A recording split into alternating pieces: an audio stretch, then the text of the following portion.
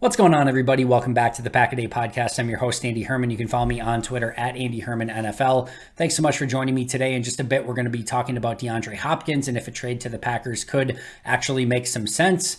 More on that momentarily. But before we get there, as we usually do, we have some news and notes to go over. And today's news and notes mostly were about Jerry Gray. He officially gets a job in Atlanta. So yesterday we talked about it. Now it's official.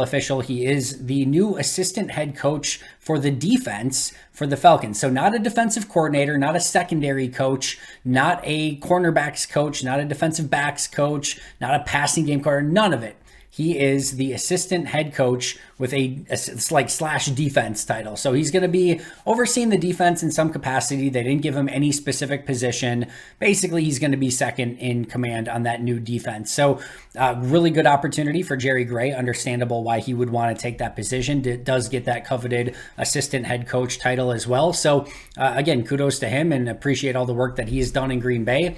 But that does in fact leave a very big opening for the Packers on their defensive staff, meaning that, as we talked about yesterday, they could hire just a cornerbacks coach. They could hire a secondary coach. They could hire a secondary coach plus passing game coordinator. They could hire a secondary coach, passing game coordinator / assistant head coach as well. So there's a lot of different titles that whoever they bring in could potentially have.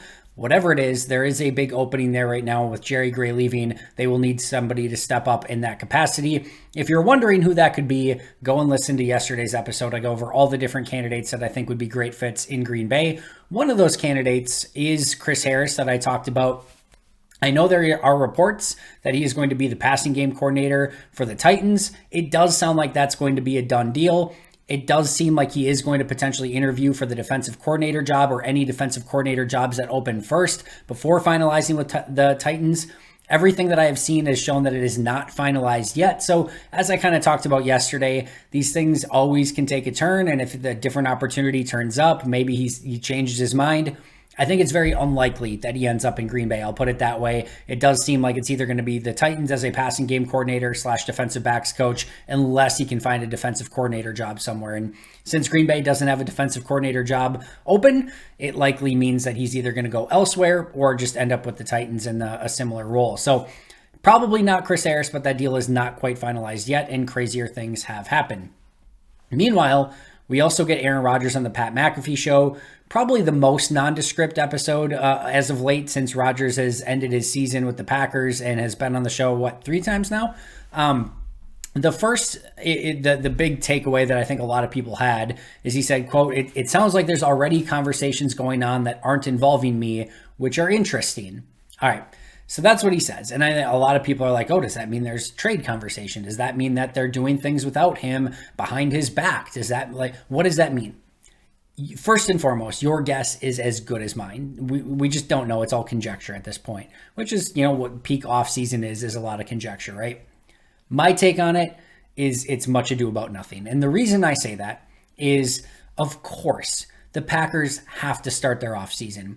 And as we know, whether it's Jordan Love, whether it's Aaron Rodgers, whether it's all in, whether it's a reboot, whether it's a complete rebuild and refresh, whatever direction they go, they're going to have to make some major decisions when it comes to restructuring contracts, giving out contract extensions, releasing players. There's going to have to be major salary cap work done on this roster.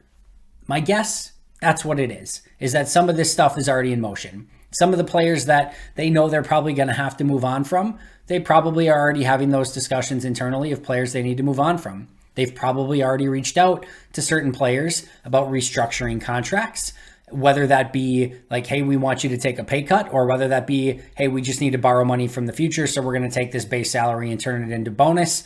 There's a variety of different conversations they could be having, but those have to take place. And the entire front office can't just be like, all right, time out, guys. We don't know if Aaron's back yet, so you guys can just take off until, whenever we hear back from Aaron. No, of course not. Of course they have to be having some of these conversations already and figuring out what direction they want to go in. And I'm sure having contingencies depending on what happens with Aaron, if they trade Aaron, what they could get back from Aaron, like all of those sort of things. So Of course. Of course, the offseason in Green Bay is not being placed on hold in a Zach Morris timeout until Aaron Rodgers decides what he wants to do. This is going to be a front office that has to be extremely busy and extremely prepared no matter what happens. And to me, that is the most likely scenario. So if you're looking for some like magic takeaway of like, oh, they're doing things behind his, I don't think so. I just don't see it that way. Could it be some other stuff? Maybe. But those are all things that they're going to have to go through no matter if Aaron's back or not. So my guess is that's where you get started, right?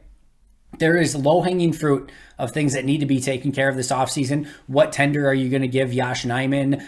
What contracts are you going to restructure? Which players are going to end up released? Which free agents are you prioritizing? Like all of those sort of things, those conversations have to take place no matter if Aaron's back or not. So start there. It makes so much logical sense, and that's my takeaway from it.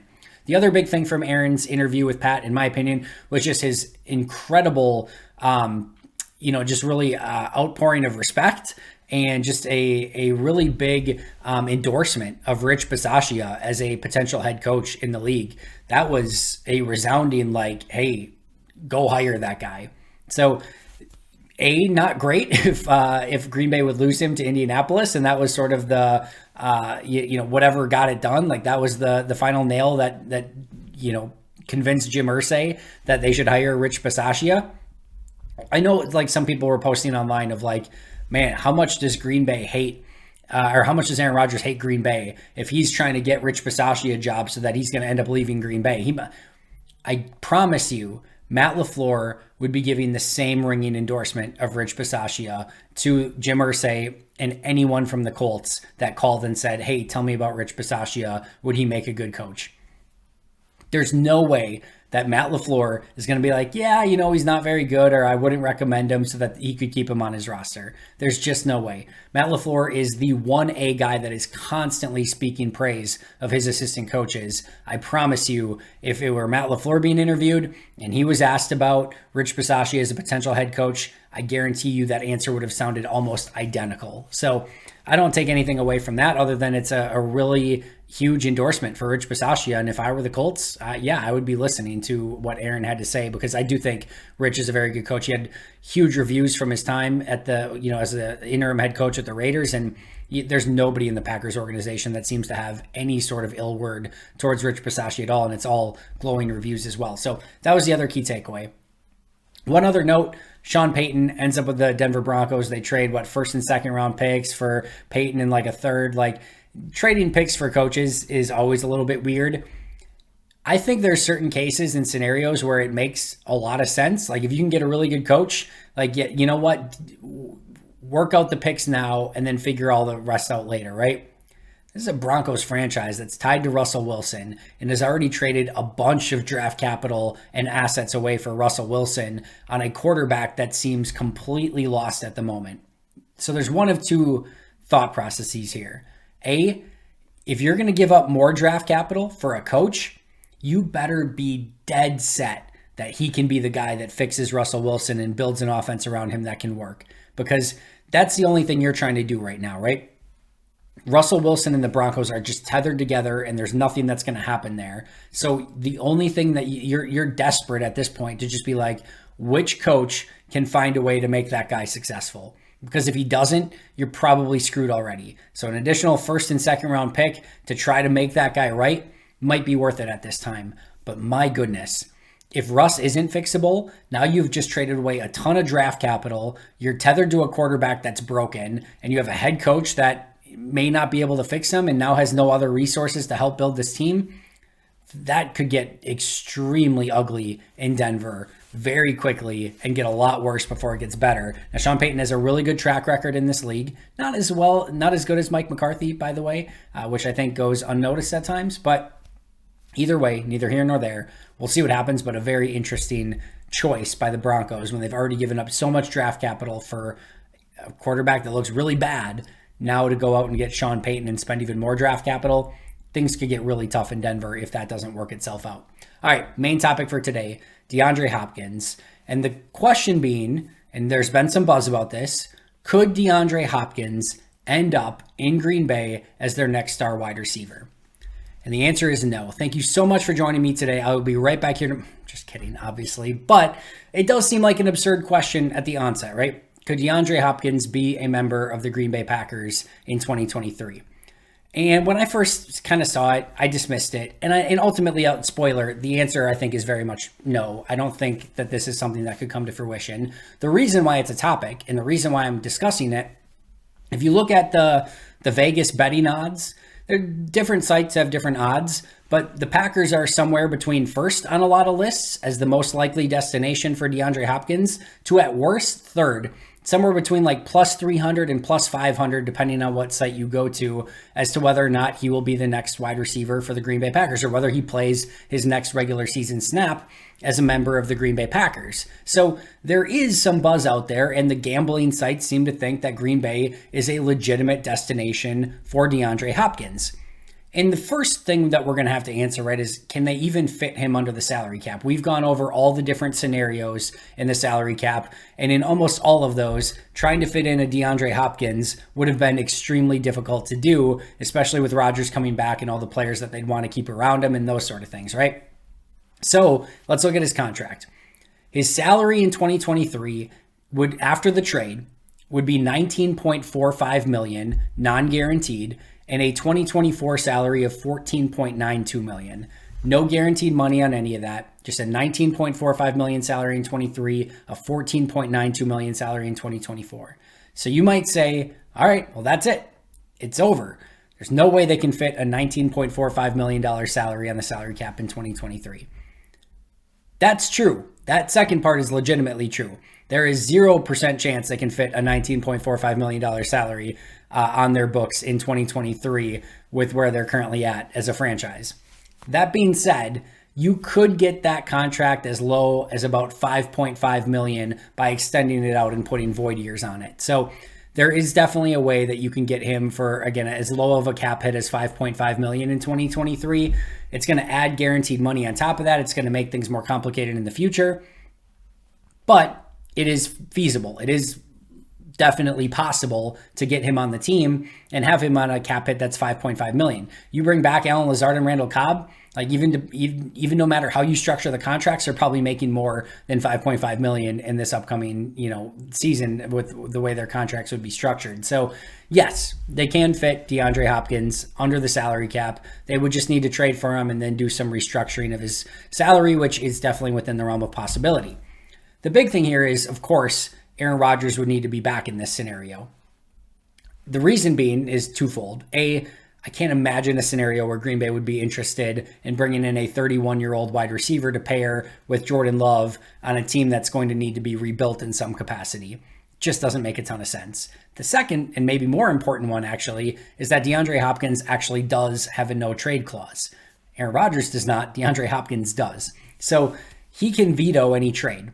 And he might be willing to go to Green Bay, even though they're coming off a poor season, if Aaron Rodgers is at quarterback and they're trying to go all in, for the next year or two, which is really when Hopkins is certainly trying to win and go all in himself while he's under contract for the next 2 years before he becomes a free agent.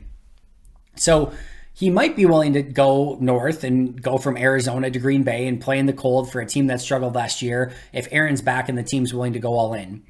If it's Jordan Love and this team's going through any sort of rebuild, like I said, Green Bay's not going to be interested in that scenario, nor is DeAndre Hopkins. And even if Green Bay called, Hopkins is going to say, thanks, but no thanks. I'm going to use my no trade in that scenario. So Aaron would assuredly have to be back in this scenario.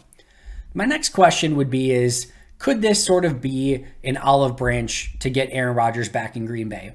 And I will just pause right now and tell you, I am not recommending this. And sometimes I forget, if I'm being totally transparent, that somebody watching my episode today hasn't watched my entire library of videos 365 days a year. So I assume sometimes that you already know my viewpoint on the topic, but just because I always will get comments at the bottom, just to be abundantly clear, I am not recommending that Green Bay go in this direction.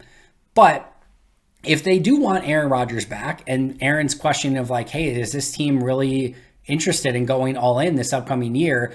Are they going to actually get me some weapons? Are they willing to try to win a Super Bowl this year?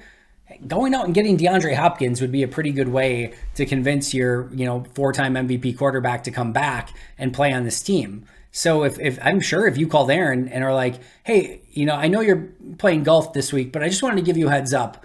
We've got a deal in place with Arizona to acquire DeAndre Hopkins, assuming that you come back and play. So go enjoy golf. But just so you know, we've got DeAndre Hopkins coming to Green Bay if you come back. Yeah, I have a feeling that when Aaron is, hitting a few off the tee, this coming weekend, he's going to be thinking about throwing passes to DeAndre Hopkins. That's probably going to, get him a little bit excited to come back to Green Bay next year. So that could be a way if you are in the headspace that you want him back and you maybe need to, give him an olive branch or, leave some crumbs for him to, kind of get back in the door. Well, DeAndre Hopkins is a pretty big crumb to entice Aaron Rodgers to come back to Green Bay. So that could be a scenario that they at least look into, right? The other thing is if they do bring Aaron back, they're in need, no matter what, they're in need of more weapons, right? I think we can agree that there's some real promise with certainly Christian Watson, Romeo Doubs, maybe even Samori Toure, Jones and Dillon at running back. You certainly are going to need a tight end, but we can clearly see like the foundation being built of some weapons in Green Bay. It is not a finished product though. So no matter what way we look at this, if Green Bay is going to try to win again this year and bring Aaron back and trade for, or at least try to go out and compete, they need more weapons. And DeAndre Hopkins would be a huge piece of that. And going out next season and saying, hey, we're going to start with Aaron Jones, DeAndre Hopkins, Christian Watson, Romeo Doubs, Mercedes Lewis, maybe we draft a tight end or go out and get a cheaper tight end that can go out and pair well with Mercedes Lewis.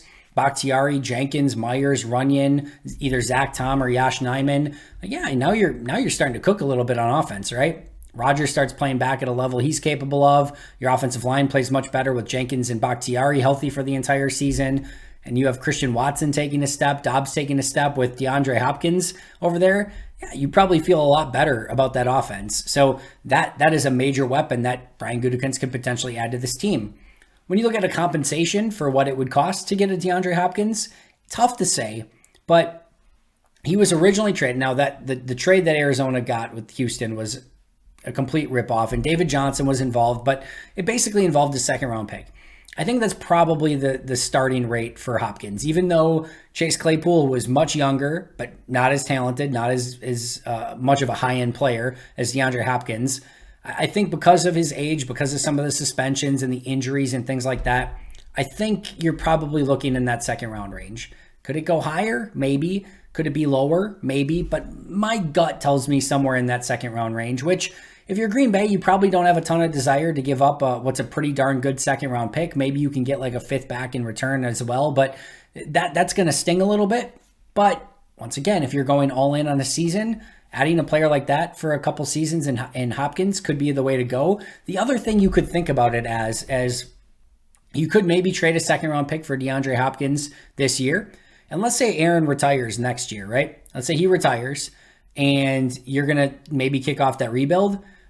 Probably at worst next year for DeAndre Hopkins, you can probably trade him for like a third round pick. So like you might end up basically getting, a year of DeAndre Hopkins, for a second round pick for DeAndre Hopkins and then trading him next year for maybe a third, or maybe you can get a second round pick back from next year. Like you could potentially repurpose him and trade him to a different team. So there are some scenarios that you could look into that maybe it doesn't feel as bad if you trade him next year, but I do think it's probably second round compensation somewhere around there for DeAndre Hopkins.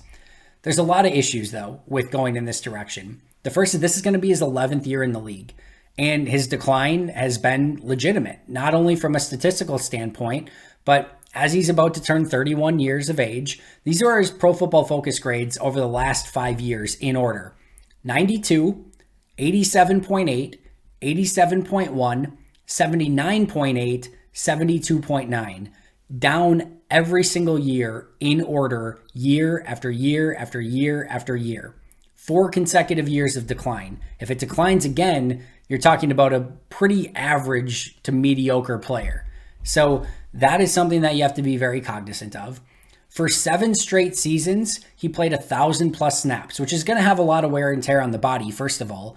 But over the last 2 seasons combined, due to injury and partially due to suspension, he only played 1,113 snaps combined in the last 2 seasons. So after 7 straight years of 1,000 plus snaps, only basically a little over 1,000 in the last 2 years combined.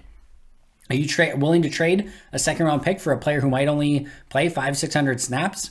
That would be a pretty tough buy. You're not going to get your ROI in that scenario.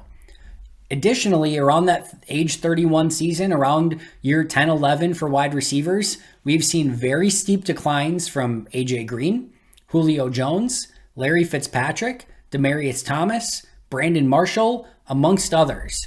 That sort of is like been the line of like, all right, when they reach this point, the decline starts to be very noticeable. And that is the point where DeAndre Hopkins is at. Now, maybe the fact that he's only played, so few snaps of the last 2 seasons and he gets to go to a new team, play with Aaron Rodgers, maybe that rejuvenates him a little bit. Maybe he has a really great season left in the tank. But we've seen from a lot of receivers at this age, at this stage of their career, 11 seasons in, a lot of wear and tear in their body, that it doesn't work out very well. So buyer beware if you do go in this direction. The positives: he would be a clear red zone threat, something that they desperately need.